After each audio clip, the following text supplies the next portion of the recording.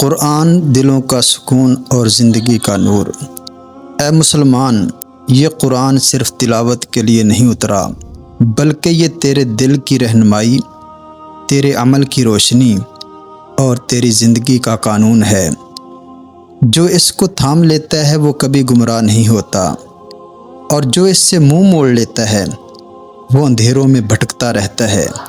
اللہ تعالیٰ قرآن مجید میں فرماتے ہیں وَنُنَزِّلُ مِنَ الْقُرْآنِ مَا هُوَ شِفَاءٌ وَرَحْمَةٌ لِّلْمُؤْمِنِينَ، اور ہم قرآن میں وہ چیز نازل کرتے ہیں جو ایمان والوں کے لیے شفا اور رحمت ہے۔ لہٰذا قرآن کو صرف الماری میں سجانے کے بجائے دل میں اتار، زبان پر زندہ رکھ اور عمل سے روشن کر۔ یہی تجھے دنیا میں عزت اور آخرت میں جنت دلائے گا۔